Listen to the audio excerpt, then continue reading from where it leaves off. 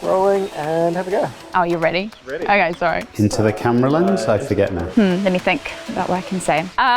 What do I say? Hi. How do I say hi?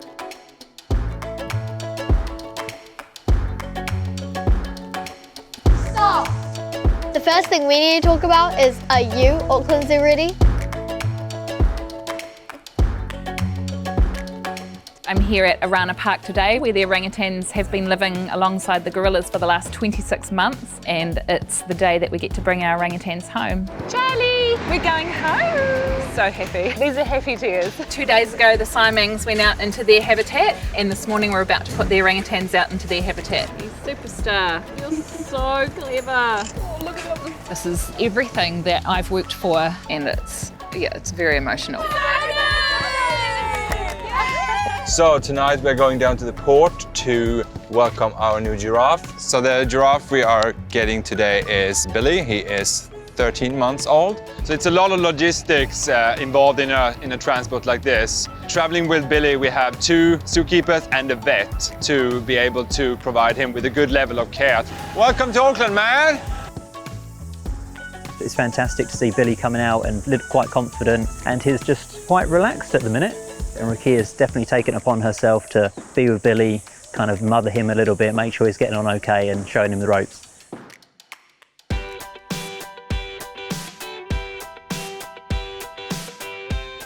What is life like as an essential zookeeper? So, as you may not know, zookeepers are essential workers, and that's because, we have to be here to care for our animals. Errol likes to follow you around waiting for food. Magdalena, she's always the first one in for food. Hello, otters. Oh, bye-bye. Bye-bye. He wants to go now. Hi, I'm Jason, and I love working at Auckland Zoo because I get to engage with the public a lot. I especially like seeing kids that are really interested in wildlife and conservation. And I love working at Auckland Zoo because I get to learn about all of our unique bird species we have here. What does it look like in here? Listening to this every day. And I love working at Auckland Zoo because I get to work with all of the incredible native birds that we have. I'm going to show you today how to do a vet check of your teddy bear. So I'm going to start off with the eyes. I'm being really careful not to poke the teddy bear in the eyes itself. And so then we have a look around the mouth, and we're being really careful in case your teddy bear has sharp teeth.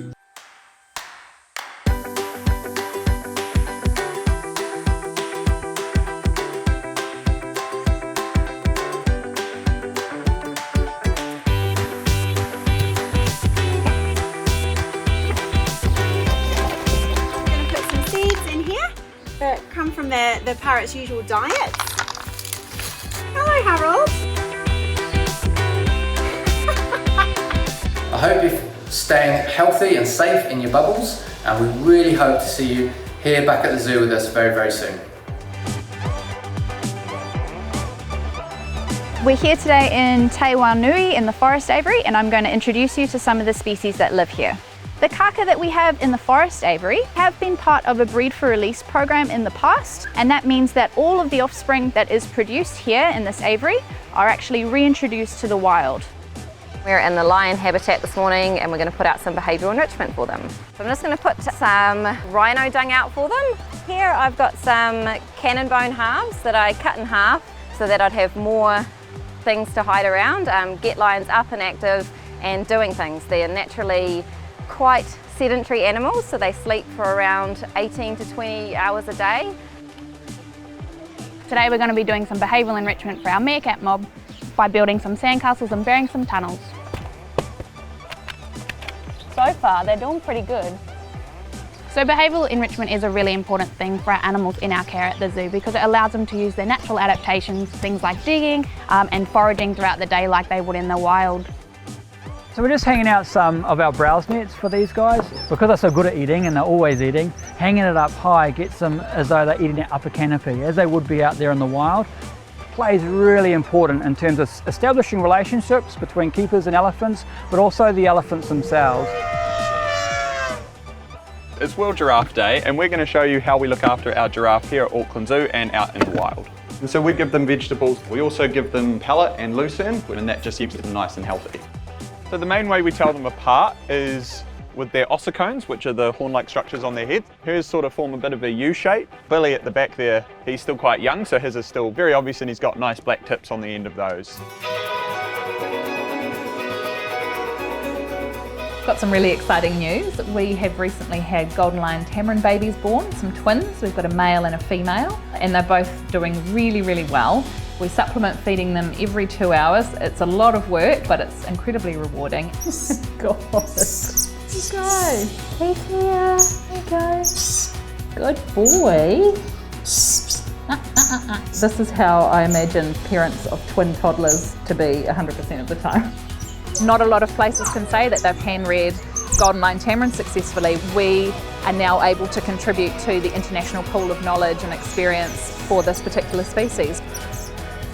The next job I've got to do is microchip some little green and golden bell frogs. The major part of this procedure actually is being able to hold a frog safely, and that's why the experts are here to do that.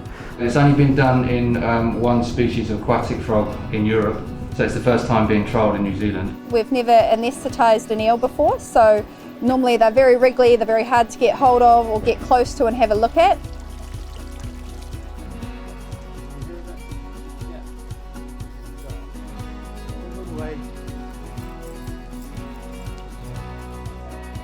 Ultrasound scanning a bar of soap. Jamila's part of the Australasian breeding program, and then we introduced her to our resident male Zambezi. They got on really well and they've been together ever since. And now 16 months later we actually have a beautiful healthy baby rhino.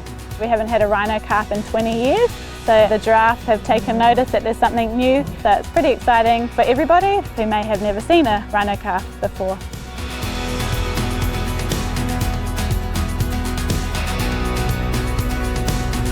During your visit to the zoo, you can come and visit the vet hospital and see what we get up to. Come this way and we'll go and have a look.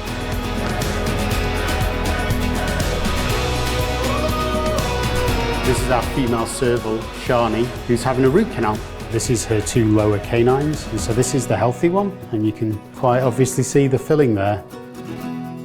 So we're going to go inside now and give Bella, who's a wild cockbull who's here receiving treatment, and help give her a tube feed and give her a medicine for the afternoon. And she'll give me the gag back, probably. Maybe. Thanks. We have a juvenile loggerhead sea turtle that we're going to do a little bit of a health assessment on. It came into us from Kaitaia. Things are looking pretty positive that it'll eventually go to Telly Tartans for rehab and then down the line release back to the wild. Part of our job at Auckland Zoo is to look after the animals in our care, and another part is to help look after the places their wild counterparts come from, to ensure their homes are protected and to inspire communities to care about conservation. The Losa ecosystem is the last place on Earth left where Sumatran tigers, orangutans, elephants and rhinoceros can still be found together. That in itself makes it a hugely important piece of forest that we need to protect. Hello! Apa kabar? Nama saya Amy. Saya dari Selandia Baru. To put it into perspective, we have 2 of just over 400 birds in the entire world sitting behind us. I love the takahe because they're flightless, which is such a unique thing for birds in general, and also how prehistoric they look. They look like dinosaurs running around with feathers. It's also really special because there are so few of them, and it makes all the health checks we do more important. Cheers, mate. Working at the zoo, we've gained experience with lots of bird handling skills, so on a regular basis we use those to check the health of our own birds, so it's a nice skill to be able to transition out into the field and use with the populations out here. So I wanted to become a zookeeper in order to try and help the animals that we look after in the zoo out in the wild. I never thought that I'd be able to do something like this, but it's happened and it's awesome.